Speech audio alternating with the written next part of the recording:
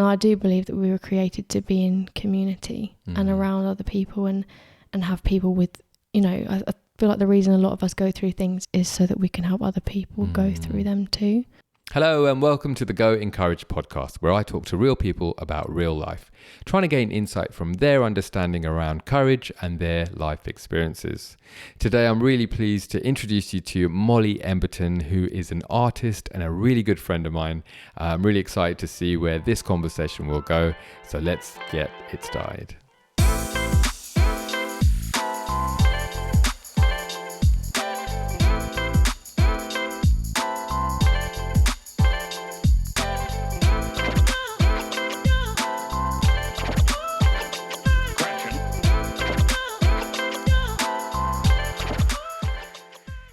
So here I am with Mollie Emberton. Hello, Mollie. Hello, you're right. I'm good. How are you? Yeah, good, thank you. I'm really excited that you're here today. Yeah, I'm excited to be here. A long time ago, if anyone's listening and subscribing to this podcast. You subscribed to the podcast today, didn't you? I did, this morning. After I've watched many videos. Amazing. But only now have I actually clicked that subscribe button. People forget to subscribe, Yeah. Yeah, it just takes a few seconds. It does. So if you're listening, do it. Subscribe. It's worth it. I think so. Can they hear us? I don't know. You're my friend. Yeah. We know each other. Yeah. So this is quite formal for us. This is quite formal. Yeah. Yeah. And I don't know if you remember, but you and me were talking about podcasting way back when? Yeah, months ago. Ages ago. Thank you for having me. You're here. Yeah. It's exciting. It's nice, yeah. Do you know what? On a real level, you're such an encourager. And, you encouraged me. Cool. To do this. Cool. And here we are. Look at me, I'm part of it. You're part of I'm it. part of the story. So Mollie. What does Mollie mean? So Mollie is actually an Irish pet name for Mary, because I'm quarter Irish. And Mary actually means rebellion, bitterness, or beloved. So choose your fighter. But I actually have recently embraced the rebellious part of it more. Ooh. And I always thought oh no, rebellion, that's not great. A great thing to be attached to your name. But actually I think there's a place and a time to be rebellious. And in the right context and in the right parameters, it's actually something quite good.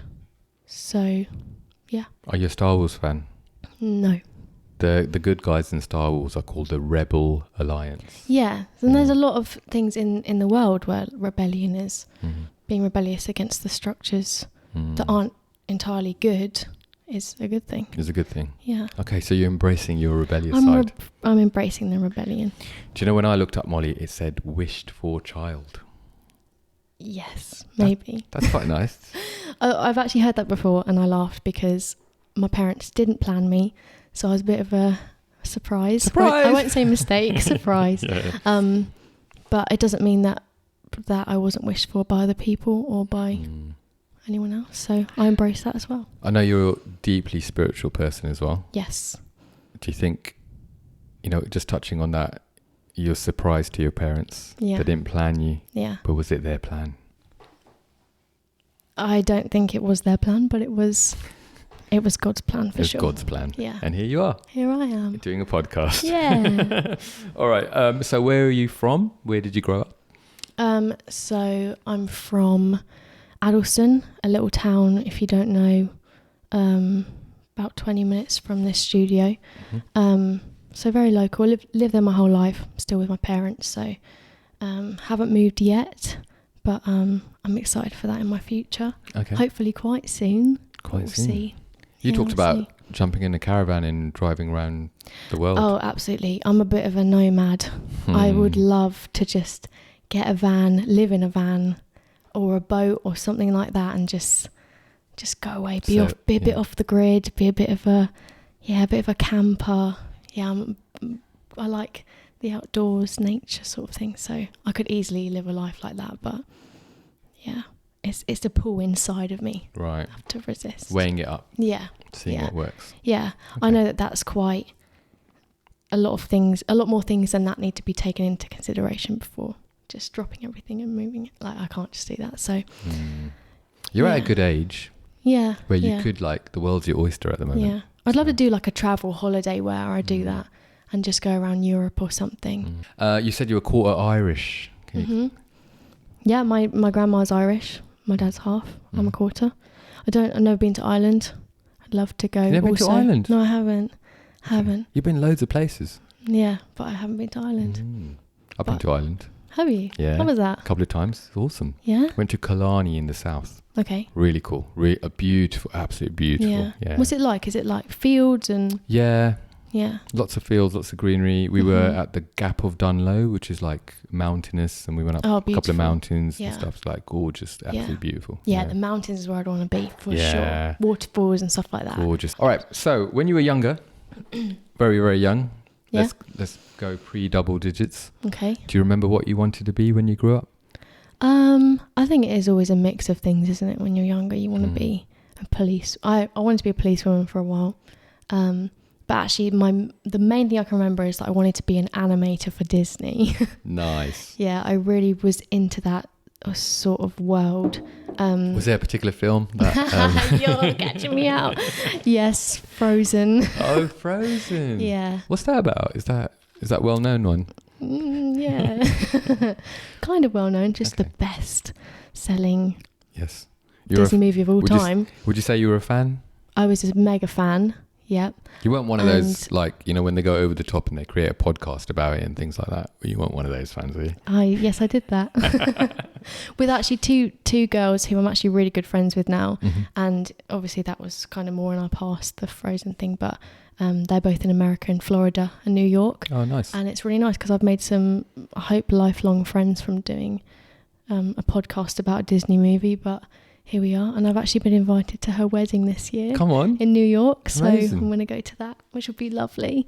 We just hit it off. And how did you meet them? I'm really curious now. Yeah, so basically if you don't know, there's this platform called Tumblr. So I kind of just got into that, got to know the people on there, and then I got into it that way. I think that's... I like that because you didn't know each other. No. You found each other. Yeah. Because of a common Through interest. Through a common interest, yeah. And then you built a relationship, a friendship. Yeah. And now you're going to a wedding. Yeah. I love that. Yeah. That's so cool. And it's nice because a lot of the girls that I've met through that are all going to go to the wedding as well. And we're all over the world. So it's amazing that like one platform has brought together maybe 5 or 6 women who would have never crossed paths ever. And it's just a really cool thing. Very cool. So that's what I wanted to do. I've started doing murals. So like painting on people's walls and just going to see where that takes me. But I'm quite creative, so. You are, because you're also an illustrator as well, aren't you? Yeah. Which ties in with the whole dream about, with Disney and animation and stuff. Yeah, it's always been there. It's always been that creation and that drawing. And my my outlet for creation is mainly pictures and art with my hands and Amazing.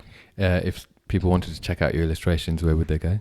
It's Mole's Illustrations on Instagram and only Instagram at the moment. At the moment. Yeah. But it's going to go. Hopefully. I don't know. I'm just don't know where it's going to go, but go with the flow. Go with the flow. Okay. We'll stick links in the description as well, so people can check out your work. Yeah. All right. I'm going to ask you some questions about your personality. Okay. You up for it? Yeah, cool. What if you said no? What do I do? I just go, okay. Well, then you talk about your personality. And then I become the host and take over. The Mollie show. All right. So on the introvert-extrovert scale, where would you say that you are? I like that you called it a scale because people don't usually. They're just like, are you an extrovert or an introvert? Do you know what? I've progressed. Yeah. Because early episodes, I asked people if they're an introvert or an extrovert. Oh, really? And then I gave it some thought. And I was like, wow, it's a bit of a scale, isn't it? Yeah, it is. So. Well, like I said, I would have said I was an introvert maybe a year or so ago. Like fully, I was like, I'm an introvert. I don't want, my social battery is like 2 hours long. I don't really like outgoing, talking to random people. I was very British in my, whatever you call it. 3/4 British, yeah. Yeah.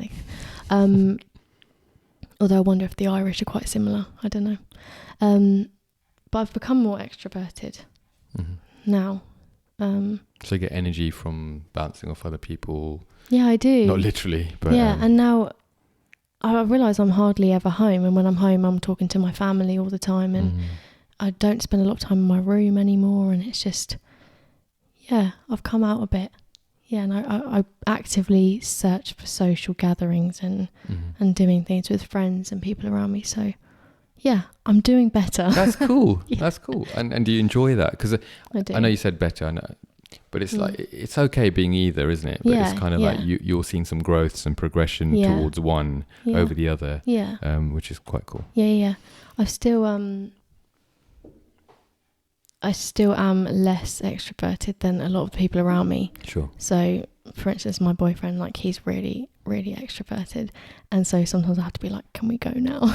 I'm really done." Yeah. Or sometimes I'll be like sat in the corner for a while, and he'll come over and be like, "Yeah, is it time to go?" Yeah. Yeah. Oh, so it's good that he notices. But he's a ball of energy, that guy. Yeah, he is. He's crazy. I don't know if I get him to sit still enough for a podcast. Oh, you will. Do you think he'd sit still? I think he's also more introverted than people think as well. Oh, like, he's definitely got that side to him where he can be very, very chilled, have a really serious conversation, and I feel like he more like adapts to the people around him more so than he's like in your face, like Tigger from Winnie the Pooh. Sure. Yeah. I've learned a lot from him, especially how to cook different types of eggs. Yeah. He's the egg connoisseur, isn't he? He's good, isn't he? He's really good. Have you taken the love languages test? I have. Do you know what your top 2 are? Yeah. My top 2 are acts of service and quality time over acts of service. So that's the top one. Yeah. I really value. I would say, from knowing you, that you're very present. Like when you're anywhere, you're very present. Yeah. And you make the most out of time with people, at least in our friendship as well. And so that kind of really makes sense, that quality time is your big one. Yeah. I really try to pay attention to people when they're there and I guess it's how you receive love, right? The love languages. So if people are spending quality time with you as opposed to a quick 2-minute, hey, how you doing? And then off they go, that's meaningful to you. Yeah. What are yours? What am I? Have you said this before on a podcast? Yeah, physical touch. Yeah. And words of affirmation are my top 2. Yeah. So. My words of affirmation was quite high at one point, but then I realised it was more feeding into an insecurity that I had. Ooh, interesting. So I kind of had to work on that, and it kind of revealed what was more important, which was the sort of quality time and whatever the other one was. You know what I'm going to ask you now? What was the insecurity? Just people having to verbalise what they valued in me. It just, I wanted to be more secure than that, to not have to hear those things from someone, to feel loved. So not sourcing it from an external person, but getting it from yourself. Yeah, because it wasn't appreciating it. That's one thing. It was more, I relied on it. Right. So the reliance on people's words about me was just unhealthy. I'm better, and I can appreciate what people say and accept a compliment and be like, oh, thanks, that's cool. But also that doesn't ground me. So yeah. That's really good. What changed? What was the catalyst that made you go, oh, hang on a minute, what's going on here? I need to sort something out. I think just over the past year I've done a lot of dig deeping. Dig deeping? Dig deeping. Yeah, hashtag dig deeping. I like that one. Dig deeping. Deep digging. Deep digging. Digging deep. Digging deep. There we go. We got there. Deep. Yeah. In myself, and I realised that insecurity is rife, or it was. But I'm working through that still. I know someone that we have a mutual friend. Yes. And she was on the podcast, and she talked about battling insecurity. Yeah. She's actually helped me a lot with talking it through. Amazing. Some things. If you haven't listened to Emily Parker's podcast, go and check that out as well. If you're listening to this podcast, I think it was episode 4. I think maybe 3, because I looked at it today. Did you? Oh, you looked at it today. Okay, fair. Maybe it's 3. No, it wasn't 3. I know it was 3. So it must have been 4. Okay, well, you know better. But anyway, the point being, find someone who's maybe a bit further ahead in their journey, or has some wisdom around a topic, and get some help. Yeah, absolutely. Because talking to her was like, you can try and do all these things by yourself, sort of work them out, sort them out, but it is helpful. And I do believe that we were created to be in community and around other people and have people with, I feel like the reason a lot of us go through things is the reason for that is so that we can help other people go through them too. I agree. So yeah, I've even I'm starting to be surrounded by some people who I feel need what I've learnt from Emily. So it's you can tell that it just passes down. And yeah. Would you say you lean to your logical side or your emotional side? I'm so emotional. I'm such a woman. I love a good cry. Yeah. I've had to tell myself things of truth to ground myself in emotional moments because I can really get taken away with emotion. I suppose actually being quite spontaneous and a bit free-spirited, if you will, actually comes from an emotional root, I would say. Yeah, I think they work hand in hand, don't they? Yeah, I'd say a lot of the decisions I make sometimes are solely emotional because I'm like, oh yes, I'm going to go to that place right now because I feel like I want to do that and I need the beach right now or something like that, so it's all emotional. Yeah. Which again, being emotional, logical, either one isn't a bad thing. It's just identifying, where you're at, and maybe, if it's a scale, try and keep some kind of balance depending upon what it is that you want to do in life and stuff. But I think being emotional is a powerful thing, Yeah. It can drive things forward.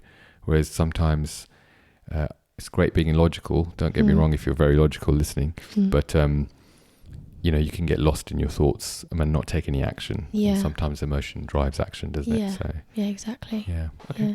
Cool. Are you more of a make things happen, or I think you said this expression earlier on, or do you tend to go with the flow? I go with the flow. Yeah. Does that work for you? It does. Yeah. With something like what I'm trying to do at the moment, so the mural thing, and if that's going to become a business or something, that I need to be more of a make something happen about it. So yeah, I've got a lot to learn with that sort of thing, making things happen. Yeah, but even with the emotional thing, I definitely go with the flow a lot more. Yeah. Cool. You make stuff happen quite well, don't you? I'm a bit of a make it happen kind of person. You are. Yeah, you are. You're good at rallying people as well. Yeah, I'd say. I like people. Yeah, I like talking to people. Yeah, it helps. Start a podcast. Rally people, make it happen, and you have. Make it happen. Yeah. Here we are. Thank you. Appreciate that.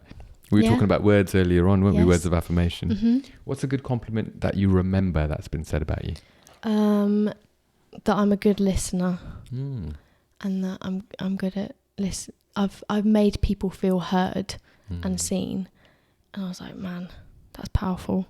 That's good. That's beautiful. And I think it's probably been people in my life had made me feel seen, and where I'm quite a quiet person, I haven't always been the one to step out, and I've experienced people coming up to me and pulling me out of where I am. In fact, you've been one of those people for me as well. Maybe when I'm the quiet one in the room, you come over, try and get to know me, pull me into games, in a social setting like that is, making people feel seen is important. And I know a lot of people. In fact, I used to think about myself that I was more of a background character, and that was my sort of role in life. Was well, in every good story, you need the extras, you need the background characters. So I kind of put that on myself for a long time, that I was that way. And I don't think there's anything wrong with being a background character, but I think you are the main character of your life. So yeah, it's important that you're encouraged and you're pulled out and supported by the people. So I would want to do that for other people, and I'm really glad that I have done. I'm really interested in people's routines or habits, just to stay productive in life. Do you have any routines, habits, and things that you do that keep you productive, keep you moving forward? Yes, I actually have... Wait, can I just get it? Sure. I actually write everything down. Okay. I have my 3 notebooks. This is the first one I did. Volume 2, Volume 3. That's cool. And I want to carry it on my whole life. So hopefully I'll have a bookcase of all these I won't little open books. it, but let's have Oh, a you're look. cool. Look at that. Yeah. Volume 1. You take that around with you? Yeah, well, the one I'm on. Yeah, of course. Yeah, just every thought I have, because I realise I have so many thoughts throughout the day, so many ideas, so many like checklists, things I need to do. I'm like, I just need something small that I can just get out wherever I am and jot it down, and just it's out, and then it's out of my head, and I don't get stressed and overworked and overwhelmed. And yeah, that's something, and it's something that really helps me emotionally as well. Yeah. When I have a thought or a feeling, and maybe I'm at work and I don't have the capacity to deal with that right now, I just write it down, and I'm like, okay, it's off my shoulder, it's out of my head, and I can revisit it later because it's somewhere where I know it is, and then I'll just come back to it. I've had the thing of writing stuff down on my phone or on bits of paper, but I mean, it just gets lost, and then I go on my phone to look at a note, and I end up scrolling Instagram for 2 hours. So it's like, that's not productive for me. It's using my phone for meant to be productive things. Yeah. So I just thought old-fashioned notebook, and it's tiny, and I can just put it in my bag, and yeah, it serves many purposes, but productivity is one of them. I'm not the most productive person. Well, when it comes to like working and that sort of thing. So yeah. I think what I'm getting from that is, you've identified that there are apps out there, there's note taking that you can do on your phone, but you've already seen within yourself that you have that nature that will open Instagram, social media, and then be just consumed. Yeah. Which like takes something, it takes some self-awareness, doesn't it, to get to that point. And then you've gone, right, how do I, that's a barrier, let me get over that barrier, what do I do? And you've gone old school. Yeah. No, I feel like it's the only thing that really works for me. Yeah. I just can't. My screen time has been awful throughout many months before, and I was just, I can't live like that. And it definitely comes from trying to do my best at getting things done, but it just doesn't work because I'm just addicted to my phone.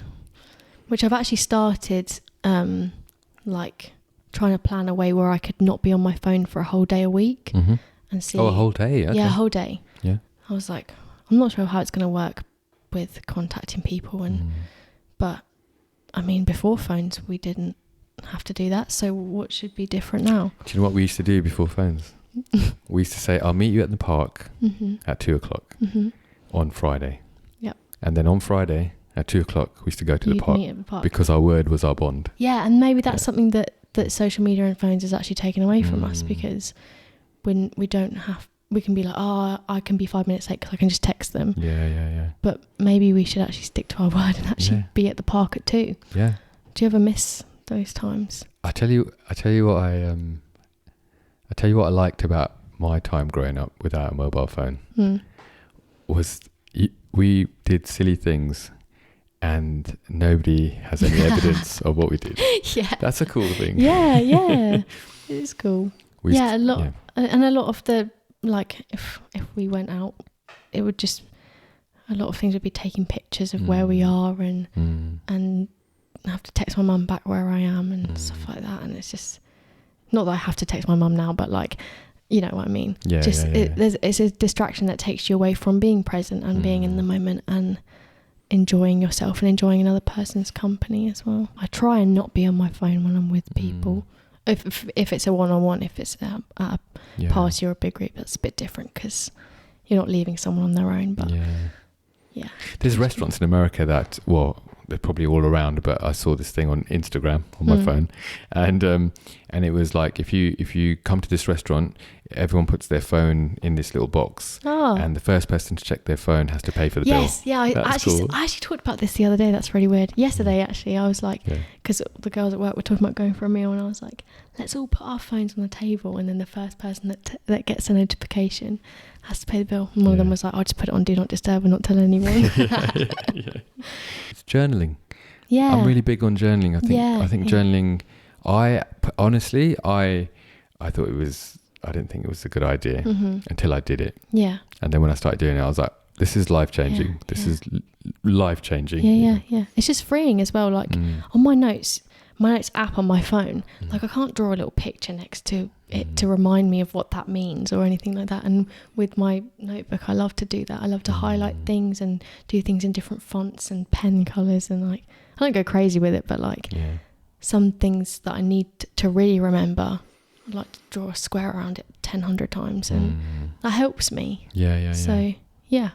So I go digital. I got an iPad, and then I got an Apple Pencil. Yeah. And then I do it all like that. But what I found was, so my way of getting over that barrier of getting stuck into another app is I reduce the apps that are on that particular device, and then I use that device primarily as my note-taking device. Oh, that's good. And then it's got some, some entertainment like YouTube, whatever, Apple Music, but that's on a completely different screen. Yeah, that's so I have a good to idea. make an effort to get there. So I kind of keep my mind, sharp in that way. Yeah, that's a good idea. But I've known people who put their Instagram on their iPad. Right. And it's like, so they're not taking that around with them all day, so they can't get stuck into it. Waiting for a train or whatever. You have to be at home and in a space of comfort to use it, downtime. You can only really use it in your downtime. Yeah. The only thing with that is I would probably end up using it my whole downtime and not do anything else. Yeah, journaling's great. Do you have a copy of the Courage Journal? I do. Oh, awesome. I like that's travel size and I can put it in. It fits in my massive pockets. But yeah, I have actually done a few of the prompts in the Courage Journal, because it's helpful sometimes if you're feeling away as well, to have a prompt to know what you're feeling. And that's an important thing with talking to people as well, is that sometimes you need to just process it with a question or see something that triggers a thought that makes you think, oh, that's probably why I'm feeling that way. Yeah.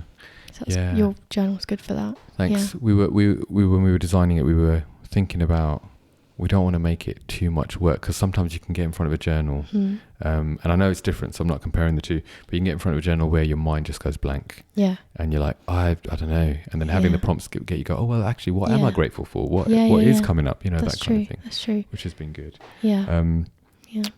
Cool. So would you recommend your method to people who struggle with their phone? Yes. I would. Get an old school notebook. Yeah. Just try there. it. There's no hurt in trying it. Yeah, that's true. I literally get my little notebook from Amazon. It's like £4, so it's and you've all got pens. Yeah. So just give it a try. Oh yeah, what if you lose your pen? I have many pens everywhere. In every bag I have a pen. In my car, at work, I have a pen everywhere. Excellent. So it works. Before we move on, we touched that you're an illustrator. Loving it. You're really good, by the way. Oh, your stuff's amazing. Like, it's next level. Thank you. I'm going to put links and people can have a look at them. Really cool illustrations. Thank you. Yes, I really enjoy it. I did try and do sort of like commission work for a while, but it's maybe one of those things that has to be a hobby, I think. Right. Maybe. I mean, I'm happy to do the odd thing here and there, but I would never make it work. Do you have to feel it? Is that why? Actually, yeah, it does come emotionally a lot of the time. Okay. Yeah, I actually never knew that. Yeah, maybe. I never thought about it. No, I think it is, because I really have to be in the mood to draw. And I have to be triggered by a song or an emotion or something that's happened, or maybe even the weather one day, or somewhere I've been, or a picture. Yeah, usually it has to be triggered by something, and then that's my response is drawing and art. I'm not an expert. Maybe I am. I don't know. But there's art and there's design. And design tends to be more logical in function and more to fulfill a brief or a need for something, like a sign, a poster, a piece of marketing, whatever. Whereas art is more of an expression, isn't it? Yeah, that's true. So that's true. It sounds like when you're illustrating, there's more an artistic approach to it. Yeah, it's more artistic. Yeah. Yeah. I can put myself in the design mindset, I think, as long as I surround myself with inspiration and I make sure that I am being inspired while I'm doing that. Courage. What does courage mean to Mollie? Yeah. Actually, when we talked about doing a podcast, first of all, it didn't have the Go Encourage sticker on it. So I was thinking, yeah, podcast, I'm so excited. But then when you said, if I'm being real, when you said courage was the topic, I was like, oh, I don't really know what I'm going to talk about then, because I don't feel like I'm a very courageous person. I don't feel like I've had to do many things in my life that's courageous. Because when you think courageous, you think of starting a business or having to look after someone really sick, or, you know, these big things that you know, are really inspiring people who have done these big statement things. I didn't feel like I'd done any of that. But yeah, I mean, I suppose though, even when I'm looking at it just from myself, actually the work I've done on myself through the past few years has been courageous in a sense. And yeah, just being able to search inside yourself and pull out things that are actually quite painful and uncomfortable to deal with them it's brave, like, and to function your normal day, having to work those things through and put a smile on and, you know, not drag everyone else into what you're dealing with, that takes courage. And I felt like I've had to be brave a lot of moments, really dealing with things in the past year in myself. And then I've also had just external things, if we're talking the past 2 years, like I've had a whole relationship shift and a job shift, and a lot of things have been happening in my family that have been really heavy, and it's been dealing with all those things and the new things that they all bring, as well as dealing with my personality and my responses and my reactions and my heart towards people and things. Man, it's hard. I feel tired a lot.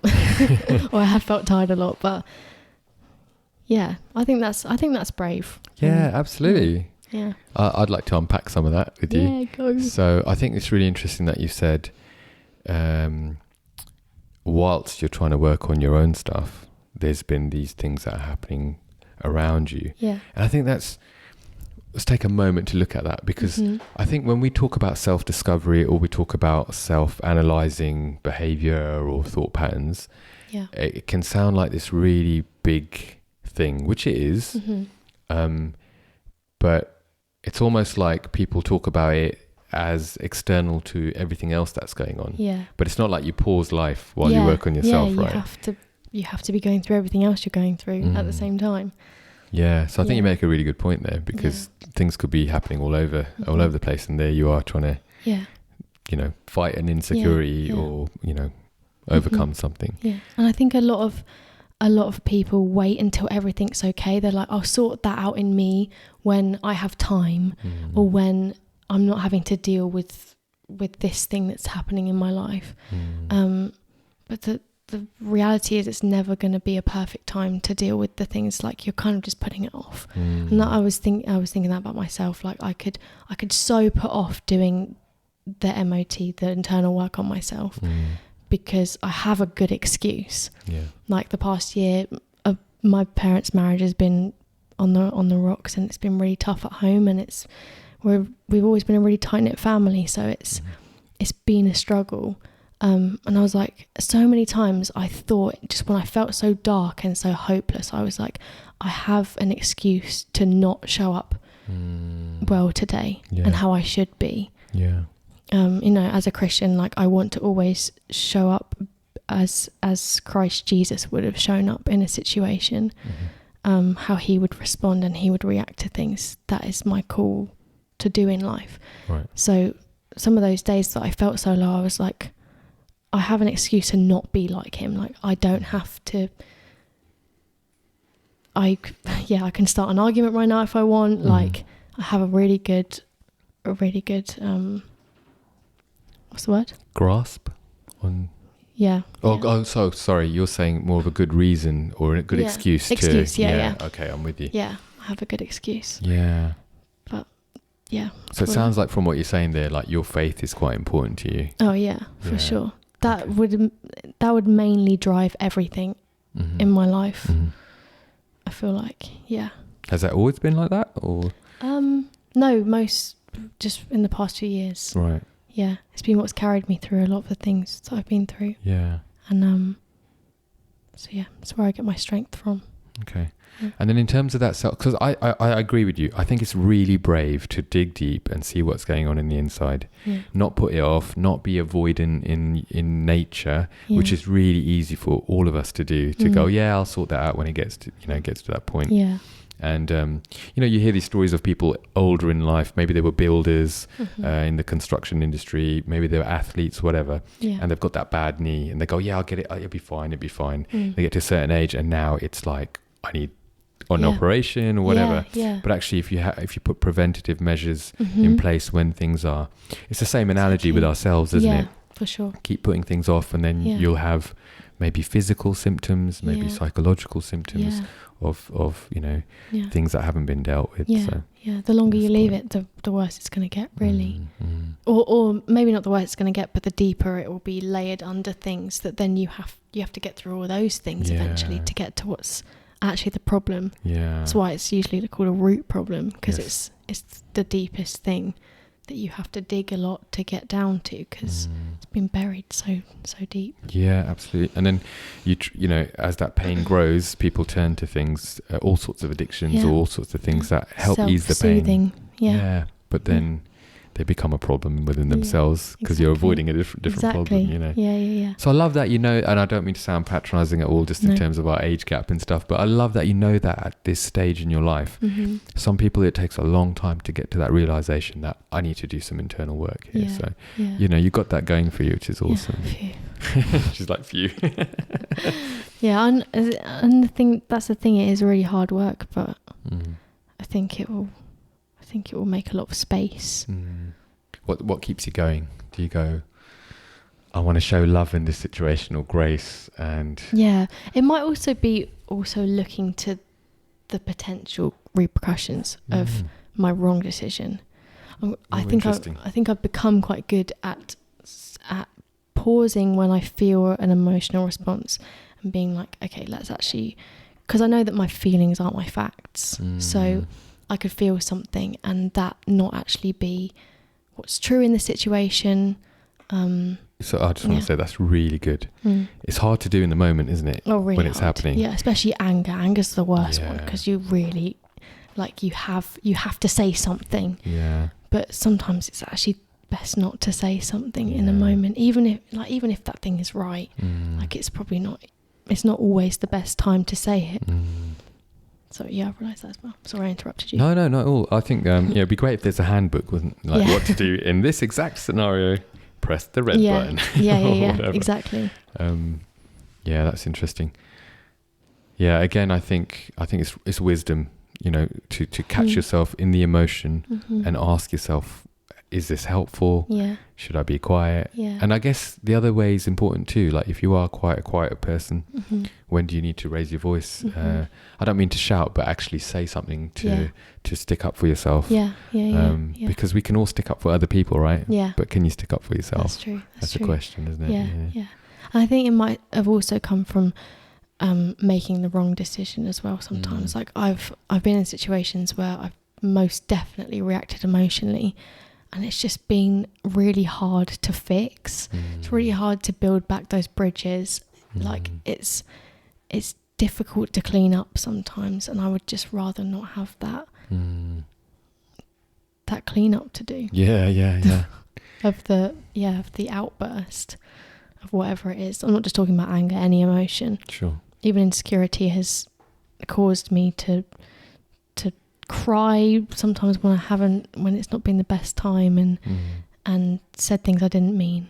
It's the worst thing when you say something you don't mean, because you have to come back with your tail between your legs. I didn't mean that. How are you like with that? How are you like when you're wrong? You're wrong, or you have regret. Are you good at coming back and saying, "Hey, I'm so sorry," or does it take a chunk out of you? I guess it just depends what it is. If it's something really serious, then obviously it takes a bit more. Okay, I'll always want to. I'll always want to fix it. I don't want to ever leave anyone with a word I've said that isn't true, or I didn't mean, or wasn't helpful to them and didn't build them up. I don't want to do that. So, yeah, but sometimes it's really hard. Yeah, it just takes a deep breath. And looking like that and getting all red and getting scared, but it's worth it. What's it like when you do that? So you've apologized. You know it's going to be a hard conversation. You've done your, 2 days of build up to the conversation and freaked out and all the rest of it. Yeah. But when you've done it, you've done the conversation, you've had the conversation, regardless of how the person takes it, there's this sense of accomplishment, I guess. Yeah. Or freedom. I call it freedom. Oh yeah, freedom. Yeah, I like that. Yeah. Freedom from guilt. From feeling like I've hurt someone. It definitely is harder if someone doesn't receive it well, because sometimes you're like, receive my apology, I love you, but they don't want to receive it because you've hurt them. Which is understandable, I suppose. It depends on the situation, obviously, but I think I was talking about this with someone else quite recently. We were talking about apologies, right? So you've done something, you've apologized, they haven't received it well. You've apologized again, they haven't received it well. But because you've done the apology, you've done the work. Yeah. And of course it doesn't take away what's happened, but the fact that you're actually sorry, it goes a long way. Should you be sorry for that one thing forever? No. Ooh, well, I don't know the answer. I don't know we were either. Just talking about it. Yeah, I don't know either. I think there's definitely a brushing off you have to do about it, because I've been in that situation where I've done something wrong, had to apologise, and I've held on to it for years. And I always think about it and I'm like, oh, I wish I hadn't said that. But it's like, you just have to let go. You've done everything you can. You've tried to rebuild the bridge. I don't think I would say sorry again. Just because I feel... Oh, you're one of those. I'm shutting you down. Maybe that's come from my past experiences where I've apologised more than once and it's actually annoyed people. Oh, I've definitely annoyed people. So like an over-apology. Yeah, people are like, just please stop talking about this now. So I'm like, okay, well, I'll let it go then. I've said, I'm still sorry in my heart forever. Yeah. But I don't need to keep saying it. But you don't need to keep saying it. No, I like that. That's good. So in the words of Elsa, you let it go. I let it go. Mollie, why do you think courage is even important? I think that courage is a driving force for a lot of things happening. I don't think too much in life would even happen without courage, actually. Because, I mean, what's courage? What is courage? Would you say it's bravery? Yeah. Boldness, bravery. Yeah, I think a lot of things that have happened in history in the world have all happened because of courage. Why do you think people struggle when they have a fear? What do you think, in your experience for yourself, what's been a barrier for you? I know we talked about insecurity. We talked a little bit about avoiding an issue. Are there other things that could stop people from, overcoming fear? I'm not sure, apart from the avoidance and on the spot right now, I'm not sure. Apart from avoidance and insecurity, they've been what stopped me from being courageous. Sometimes it's just like it's just a mental thing. So basically, I don't know if anyone's seen like the movie Luca. It's like a Pixar movie or something like that. When they're in Italy? Yeah. And basically, the main character, before he does something that he's really scared to do, he says, Silenzio, Bruno. Oh, yeah. Because Bruno's the guy in his head who tells him he can't do something. That's right. And so, what was it, like last year? We went to the beach and it was really cold. I think it was like February or something.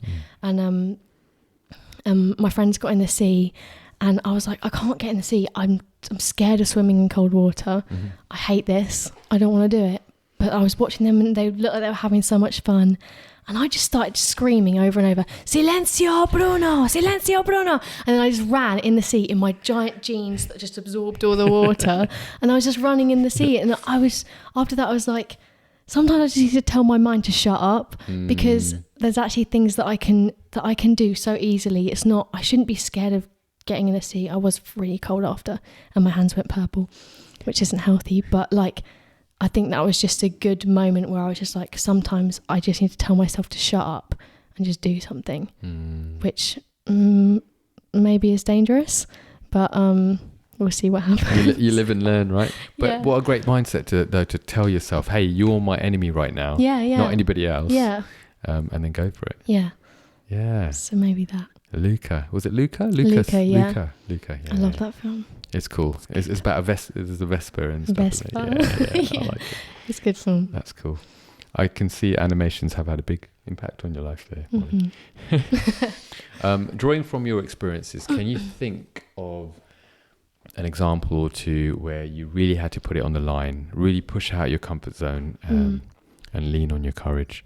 Lean on my courage. I'm not sure about like a one-time moment. Obviously there's been a year of every day seems a bit like a battle. Okay. Of stuff, in my family. Because, when stuff's going wrong in your family, that's your comfort place, that's your safe space, that's your home, and where you rest and recharge and recuperate. And when that's a mess, it really tires you out, and it really, it's tough. For you, like you said, I think it's really important when things aren't right at home. It is really difficult, and that can mean different things for different people, whether they're living with family, whether they're living, with friends or whatever. It can be really, really difficult. I know in romantic relationships as well, if things aren't quite right, it could be, just quite nasty sometimes. Yeah, nasty. It can flatten you as well in terms of your numbness and things like that. So it's really important. But I guess in those situations, it's, trying to find a way through. And it might not be the way that we want, but it's kind of really digging deep and going there, which you do, right? So I guess for me, if somebody's listening, it'd be really interesting to see what is it that motivates you to go, things are terrible, but I'm gonna move forward. I'm gonna find a way through this. Yeah. I feel like maybe I've just had a fear of being stagnant, and that's been my driving force. Is like, I don't want to stay this way. I don't have to stay this way. So there's only one thing I can really do is go forward. This is really vague. Is this too vague? Oh, I love that. So you use the word fear there actually, but it's the fear of standing still. Yeah. Which then drives you to move forward. Yeah. Which is applicable in quite a lot of scenarios. Yeah. And then I really like what you said there. You said something like, correct me if I'm wrong, you said, so the only way is forward. Yeah. And so it's almost like you address the situation, and instead of trying to find 6 ways out and to avoid it, you go, well, I've got to move forward. Maybe I'm more logical than I thought. Maybe. It's funny, actually a completely different thought, but we see ourselves in particular ways, and we show up in other ways. Yeah, it's true. That's good. It's a scale, always. It's a scale. I was on a podcast with someone recently, and they said it was a dial. I was like, oh, that's kind of cool. Yeah, that's true. Dial up, dial down. I can see that, yeah. It's good, isn't it? Instead of like switching on rage mode, I'll dial it up a little bit and then dial it down. Are there people in your life that have challenged you or inspired you to grow? Let's go challenge first. Okay. Who have challenged me? My pastor Liam is very challenging. Okay. In fact, Emily as well, his wife. Yeah, they're both quite challenging. They just, I like it because, like I said, I'm a very emotional person, and when I come to them with an emotional problem, not an emotional problem, a problem that I've reacted emotionally to, they're quite good at just telling me, I get that you feel that way, but that's not like what we need to be focused on right now. Like grounding and challenging, because they just say it how it is, and they say it how it should be from the Bible as well, and that anyone who's read the Bible would know that it's quite challenging at times to hear and to put into action. So that would be challenging. The challenges. Yeah, the challenges. And then the inspirers. Ben, my boyfriend, he's good at challenging as well, actually. Challenging my thoughts and what I say, and I really welcome it and I encourage it as well, because I like it when he questions me and how I feel and what I do about how I feel.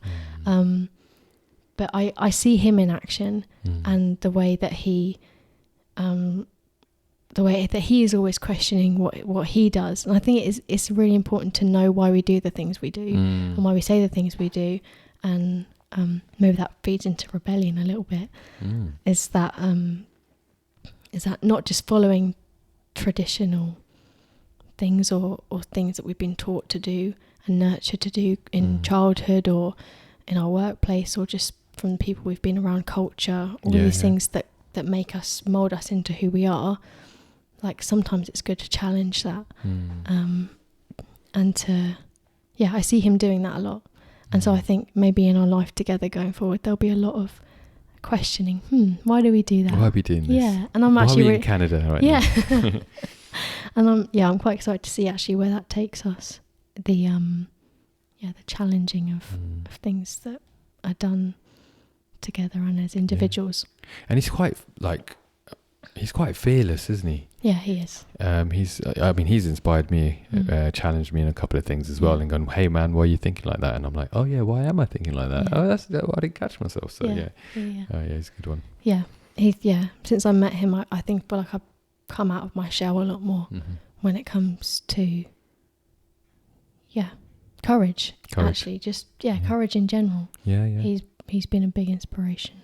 So, amazing. Shout out, Ben. It's a second shout out. On the Go Encourage podcast. Hey. Right. Yeah. Obviously, I spend a lot of time with my parents still, so I would say them as well. Nice. They've always been my whole life very inspiring. Let me ask you a question about your parents, right? Because I know them both, and they're both very musical. Yeah. And I know that you're very musical, and I wonder. Well, I mean, you sing. Yeah, I do sing. I don't know if do you play an instrument? I'm learning the keys. Nice. And I actually did A-level music production. Okay. So I know my way around Logic and production, but that's it pretty much. Okay, cool. Yeah. I know that they're very musical. Yeah. And I know that you have some talent there. So I wonder if that was an inspiration, seeing them grow up and be singy and and yeah, definitely. I was going to say singy and dancey, but I don't know if they dance, but I've Not definitely really. seen them. I'm the dancer in the family. Oh, you're the dancer. All right, cool. Weird dancing. Musically they've been an inspiration to me. Yeah. Also my dad's work ethic is amazing, and whenever I feel like I don't want to work, so I a lot of the time think of my dad, and I'm like, he works really hard all the time and has done for his whole life. That's inspiring.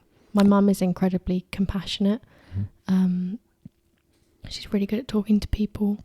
She's really good at discerning things. So yeah, her compassion, her love for people, and the way that shows up quite fiercely at times is, I think, really beautiful, and I really respect that. Yeah, amazing. Yeah. Cool. Oh, shout out dad and mum. Shout out dad and mum. Yay. So there's a little connection here. So mum works, I'm calling her mum now as well. Yeah. Mum works at East to West, who we had the CEO of East to West on a podcast just recently, a guy called Ian Smith, and it was really cool to get to know him and what they're about as well. So that was cool. Yeah, they're a good organisation. And your dad's very outdoorsy, isn't he? He is, incredibly. Well, his job is outdoors. Yeah. Tree surgeon. What does he do? Oh, he's a tree surgeon. Yeah. That's right. Yeah, so he's always outdoors. Yeah. I was actually joking the other day, I should have taken over his business. I should have been a tree surgeon as well. Just makes the most logical sense. Look, it's there. Yeah. So. Well, I could still do. Do it. What's the name of his business? Out on a Limb. Out on a Limb. That's cool. Yeah. And is that local? It is. To Addleston? Yeah. Addleston based. Let's go check out Paul Out on a Limb. All right. If you were in my shoes right now, what question would you ask yourself? Ooh. Oh. Why do you look so stupid right now? No, you don't. Joking. Stupid. You had a hot cross bun before this, didn't you? Yes. And then you commented that your hair looks like a hot cross bun. Yeah, it does. I got a cross on my head. What would I ask myself? Why hot cross bun? What's so good about hot cross bun, by the way? Oh, they're amazing. No. They are so good. Why? They're just warm and they go so well with a cup of tea. And they're just... They got fruit in them, yeah. don't they? Normally? Yeah, Raisins they do. or something. Yeah, raisins are right. Nah. Okay, whatever. I don't know what question I would ask myself. Yeah, what would you ask this? All right, how about this? We'll mix it up a bit, right? Mm-hmm. What would you ask 35-year-old Mollie? Oh, how many kids do you have? Probably 12. What should I ask? Oh, there's so much I'd want to know. Sorry. Are there jetpacks in the future? Nice. Although I found out apparently they've made jetpacks now. That's right. But why isn't that like front headline news? I think they cost a lot to make and maintain, and I don't think they're ready for consumers yet. Okay, well, when the day comes, I'd ask myself, have you got a jetpack? Have you got one? Have you got one? Can I borrow one? Yeah. Yeah. I'd want to know,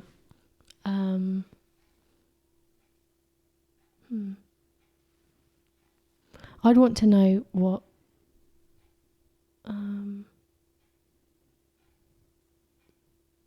I feel like I'd want it to be about someone else. So I'd want to know about someone else in my life. I'd want to ask her how everyone else was in my life. Okay. More. Yeah. I've got a question for her. Yeah. What volume of Notepad are you on now? Because you're on like volume 3 over there, right? Yeah, I am on 3 still. Yeah. So when you're 35, I'll be like, yeah. What volume are you on, Mollie? Yeah, 250. I literally in my head I was thinking 250 as well Really? at the same time. We'll see. I'll check in when I'm 35 and I'll let you know. Make a note to self. Yeah. I'll make a comment on this video. I'm on volume 250. If you could sum up what we talked about today, let's try and sum it up. Okay. I'll help you. We talked about hot cross buns recently and my dislike of them and your like of them. We're backtracking. I think that's really important discussion to have. I think not enough is talked about in the world about hot cross buns. I think I'd say an adequate amount. An adequate amount. Do you think they need to be spoken about? I feel like I need to rebel against the mainstream. Yeah. I'm inspired by you. Okay. And I want to rise up against the hot cross bun lovers. Nice. Can I ask you a question actually? Oh dear. Are you, when it comes to Marmite, are you a lover or a hater? Hate it. Really? Hate it. Do you think it's possible to be in between? No. Really? No, actually let me just check my emotions real quick. All right, hang on a second. I think it's possible to be in between. I think they've played on the marketing a little bit there. I don't like it at all. No. Okay. But I reckon you could probably find people. Yeah. It's like cats and dogs, right? Yeah. I love dogs. I love cats. Win-win. You've got both. Yeah. Yeah. They kind of get along. You don't have to be like love one and not the other. Yeah. I don't know. Do you prefer one over the other? I can't say because they might be listening. They might be listening. No, Lola. You could say tortoise instead. Yeah, we've got a wild tortoise. You got a tortoise as well, isn't it? How do you say tortoise? I say tortoise. That's not how you say it, is it? Not really. How do you say it? Tortoise. Tortoise. Well, you can say it however you want. However I want. I'm not going to the say tortoise bat. Police. Bats. You said say tortoise however you want. I said bat. All right, we're moving it. We're slightly off point. Yeah. Slightly. This is more the conversation I enjoy. Yeah, I know. Me too. So okay, summing it up, I think you've hit some good points today. You've talked about checking your emotions in the moment, if it's going to be helpful. You talked about digging deep, and learning more about yourself and. Whether it's an insecurity, whether it's another behavior or something that's deep rooted, trying to get to that. Yeah. I think you made a really good comment about. I don't know I think we got there, but it was like circumstances around you are still happening while you're doing that inner work as well. So there's a lot going on. Yeah. How do you remember this? I don't know. I'm learning. What would be one piece of encouragement that you'd like to give them based on your experiences and courage in life? Okay. it's not as scary as it seems. Doing things that scare you. Like, if you think about most things, maybe it's easier to think about when you were younger, and apply it to you now. Like, learning to ride a bike or do that high rope at Go Ape, or something that seemed really scary, but actually when you did it once, then you couldn't stop doing it. And I feel like courage in most circumstances is almost like that. I think a lot of things you will do will be scary beforehand. You will absolutely hate it, maybe, and that will be that. But I think most things are. Yeah, I don't know what I'm talking about. No, it's good. I think that's gold. That's gold. Like the whole thing about, like, most things are going to be scary, right? So, but they're not going to be as scary as you think. Yeah, you know, that's the thing. That's really good. I like that. Yeah. Mollie, I could talk to you for hours. Yeah. In fact, we do talk for hours, don't we? Yeah, we do usually. I see. Yeah. Now we've got microphones in between us. It's a little bit different, isn't it? But there you go. It's been an absolute pleasure to have you on the podcast today. It's been a pleasure to be here. Thank you. I really appreciate you coming. Honestly, from the bottom of my heart, I really appreciate you just being encouragement in my life. Cool. I think you've been a big part of my life in the last 3 years. Nice. And if I was going to shout out 2 people who have really impacted me in terms of encouraging me, affirming me, helping me to, step out in courage, it's you and a guy called Sam Phillips. Both of you have been absolute legends in my life. So I'm just going to shout you out here and say thank you. Awesome. And there's a part of Going Courage that probably wouldn't have happened without you guys just pushing me along. So thank you. Big shout out. Also to you as well, though. You've been a big encouragement in my life as well. So don't feel like you have to say it. Reciprocation station. Say it again? Reciprocation station. Ooh, I can't even say it. I think it's too much of a tongue. Yeah, just don't worry. I'll let you say it. All right. Well, we talked a little bit about what you're up to. You're doing some illustrations from an artistic perspective. You're doing some muraling. Yeah. Okay. And you are doing some hairdressing, front of house stuff, and connecting with people. So if people wanted to find you online, where's the best place they could connect with you? Probably Instagram at the moment. That's Mole's illustrations for the illustrations and the muraling. And that's pretty much it. Okay. Yeah. Cool. We'll stick a description down. In the description. The link. That's what we'll do. Okay. The other way around. Yes, nice. Thanks again. Thank you so much for coming. Okay. If you're listening today and you're feeling scared about something, I love you, first of all. Mollie loves you, and she encourages you to move forward. Nothing's as scary as it seems. You can overcome. So with that in mind, we'll bid you farewell. Ta-ta. Goodbye. Move forward, and whatever you do, go in courage. Hey, really hope you enjoyed that episode. Mollie subscribed just this morning by clicking on that subscribe button. So why not take the time just to click on that subscribe button and stay up to date with all that we're doing here at Going Courage. We are also on Apple Podcasts. We're on Spotify and Amazon as well if you want to listen to an audio-only version of this podcast. And we love hearing from you. So connect with us via Instagram, and we'd love to see what you guys are doing and what your thoughts are around courage. Until the next time, keep moving forward, keep going in courage, and I'll see you in the next one.